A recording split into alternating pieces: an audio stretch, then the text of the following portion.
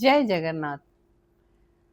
अभी 16 जुलाई को भगवान जगन्नाथ जी की जगन्नाथ रथ यात्रा है और हम सभी जानते हैं कि उड़ीसा से इसकी शुरुआत हुई। अब तो तमाम राज्यों में, शहरों में होने लगा है।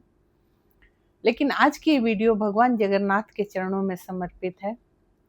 यदि आप लोगों को पसंद आए तो जरूर सब्सक्राइब कीजिएगा, लाइक कीजिएगा, शेयर कीजिएगा। ये जो हमारी रथ यात्रा है, क्यों निकाली जाती है, क्या महत्व है, यही आज ख्याल आया कि रथ यात्रा पे एक वीडियो जरूर बनाएं।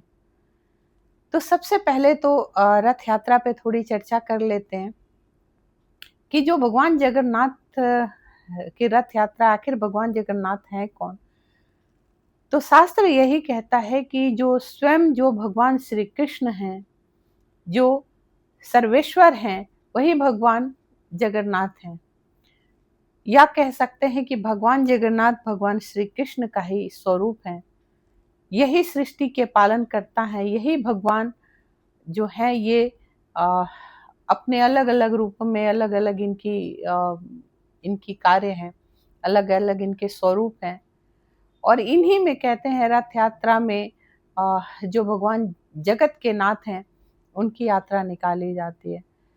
शास्त्र ये कहता है, इसकी मान्यता है कि ये रथ यात्रा इसलिए निकाली गई कि एक बार जैसा हम सब जानते हैं कि भगवान श्री कृष्ण के बड़े भाई जो बलराम जी हैं, और उनकी एक छोटी बहन है जिन्हें देवी सुभद्रा के नाम से शास्त्र में वर्णन मिलता है।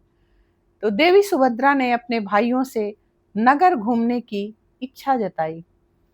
तो एक तरफ ये भाई बहन के प्रेम को भी ये रथ यात्रा दर्शाता है।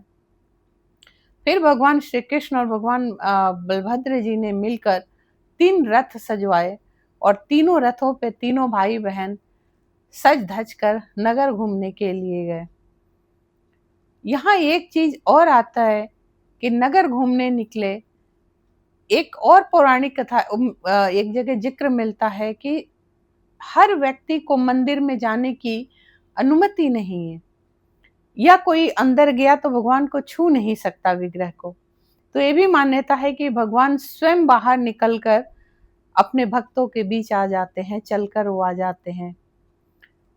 जब भी रथ यात्रा निकलती है तो रथ यात्रा जब पूरी होती है तो गुंडीचा मंदिर है, जिसे भगवान कृष्ण के और बलराम और सुभद्रा जी के मौसी का घर माना जाता है। तो भगवान 7 दिन वहां विश्राम करते हैं। 7 दिन के बाद पुनः रथ की वापसी होती है और अपने स्थान पे आते हैं। ये तो हो गई हमारी जो यात्रा है उसका महत्व। लेकिन वास्तव में जो ये यात्रा का जो महत्व है, हाँ एक चीज और बता दूं कि इनका जो इनकी कोई फोटो नहीं होती, इनका कोई ऐसा मूर्ति नहीं होती। इनका लकड़ी से इनका विग्रह बनाया जाता है, जो नीम की लकड़ी से बनता है। और ये सबसे अनोखी बात ये है कि इनके विग्रह में कोई भी कील या नट बोल्ट का इस्तेमाल नहीं होता है। तो जब भी रथ यात्रा निकलती है, और जैसा मैंने कहा कि 7 दिन ये मौसी के घर रह के विश्राम करके ये फिर पुनः वापसी करते हैं। तो मनुष्य के लिए, इस जगत में जीव के लिए ये संदेश है। कहा जाता है, ऐसा शास्त्र में जिक्र है कि जो भी जीव इस रथ यात्रा की रस्सी को खींचता है, क्योंकि रथ यात्रा में कोई मशीन नहीं खींचता है, सभी जीव खींचते हैं, सभी व्यक्ति जो होते हैं वो खींचते हैं। तो जो रस्सी को खींचता है, जो रथ को खींचता है, कहते हैं वो जो जीव है, ईर्ष्या, जलन, द्वेष, राग, इन सब से ऊपर उठ जाता है। उसके जो पिछले जन्म का, पुनर्जन्म का जो भी उसके पाप हैं वो क्षीण हो जाते हैं। जो पाप हैं उसका खात्मा हो जाता है, और वो व्यक्ति जो एक तरह से कहेंगे उन पापों से मोक्ष को वो प्राप्त हो जाता है। इस जीवन में उसके दुख दर्द हट जाते हैं, क्योंकि जितना रस्सी को आप खींचते हैं उतना ही आपके प्रारब्ध के पाप कटते हैं। और ये इसका अगर देखा जाए कि रथ यात्रा का धार्मिक, सामाजिक और जो आध्यात्मिक महत्व है, अगर उस पे बात किया जाए तो ये बहुत ही गहरा संबंध है। क्योंकि एक तरफ आप देखिए कि रथ यात्रा के साथ ही साथ ये समाज को एक संदेश देता है कि जात पात की भावना नहीं रखनी चाहिए, क्योंकि भगवान ये दिखा रहे हैं कि तुमने किसी को रोका, लेकिन देखो मैं स्वयं अपने भक्तों के बीच में आ गया हूँ, जहाँ किसी जाति पाति, किसी ऊंच नीच पे कोई भेदभाव नहीं है, हर जाति के लोग वहाँ सम्मिलित होते हैं। तो ये समाज के लिए एक बहुत बड़ा संदेश होता है। ये ऐसा महान उत्सव होता है जहाँ कह सकते हैं कि जीव के कल्याण के लिए एक मार्ग मिलता है। भगवान ये दिखाते हैं कि देखो, अध्यात्म हमें भेदभाव ऊंच नीच करना नहीं सिखाता है। मैंने भेदभाव ऊंच नीच करके नहीं भेजा है, ये तुम जीवों ने इस जगत में आकर ये ऊंच नीच और भेद भाव की भावना को अपनाया है।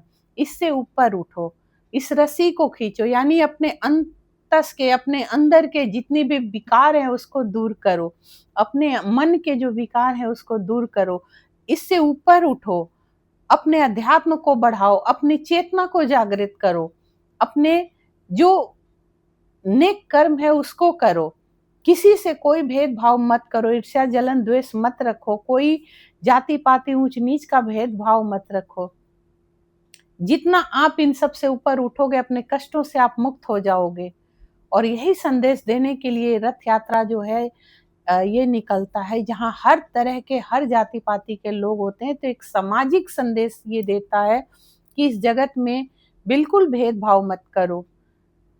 भगवान ने ये भी कहा है, ये संदेश देते हैं कि अगर तुम कोई भी अगर जाति पाति का भेद करेगा, अगर तुम भक्त को हमारे रोकोगे तो मैं स्वयं चलकर अपने भक्त के पास आ जाऊंगा। इसीलिए कहा जाता है शास्त्रों में कि भगवान सदैव एक पैर पे खड़े होते हैं, इसीलिए भगवान कृष्ण का एक पैर सदैव उठा रहता है, उनको टेढ़ी चाल भी कही जाती है। तो वो जो मुकुंद हैं, वो जो भगवान जगन्नाथ हैं, जो श्री कृष्ण हैं, जो केशव हैं, माधव हैं, वो सदैव अपने भक्त के लिए तत्पर रहते हैं। कब भक्त पुकारे और भगवान दौड़ के उसके पास चले आए। भगवान, ये सच है कि अगर मंदिर में आप बंद करोगे तो नहीं बंद होंगे। वो जीव के काया को देखते हैं, जीव के अंतस को देखते हैं, जीव के अंदर कितनी सत्यता है, कितना जीव से जीव का प्रेम है, कितना किसी जीव के अंदर दूसरों के लिए परोपकार की भावना है, भगवान कृष्ण ये देखते हैं। तो रथ यात्रा हमें ये संदेश देती है। रथ यात्रा ये एक तरह से कहा जाए तो यहाँ पे सांस्कृतिक और साम्यवाद का भी समानता को ये दर्शाता है।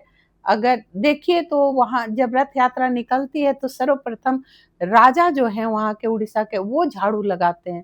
तो एक तरफ ये हमें ये भी संदेश देता है कि अपने अहंकार से उठो।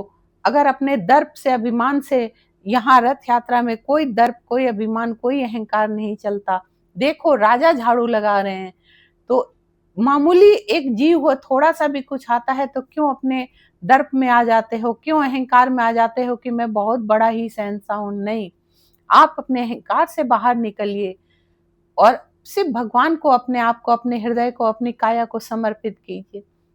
जितना कर सकते हैं सबके लिए भला कीजिए, भला सोचिए, देश के लिए भला कीजिए, अपने संस्कृति को, अपने जो सनातन धर्म है उसको आगे बढ़ाइए, उसको सोचने का प्रयास कीजिए। हमारा जितना भी उत्सव है, हर उत्सव हम मनुष्य को इस जीव जगत में एक संदेश देता है। हर उत्सव हमें ये समझाता है कि हमें जीवन शैली कैसी होनी चाहिए। तो रथ यात्रा जरूर आप लोगों के, अगर शहर में आप लोगों के इर्द गिर्द अगर रथ यात्रा निकलती है, क्योंकि रथ यात्रा हर जगह ही निकलती है, तो जरूर जाएं, जरूर प्रयास करें कि झाड़ू लगाएं, या जरूर प्रयास करें, रस्सी खींचें, अपने अंतस को साफ करें, क्लीन करें, अपने अंतस से भेद भावना, जाति पाति से ऊपर उठकर सिर्फ हरि का ध्यान करें, प्रभु का ध्यान करें और जरूर सम्मिलित हों। भगवान जगन्नाथ इस जगत के स्वामी सबका भला करे। जय जगन्नाथ।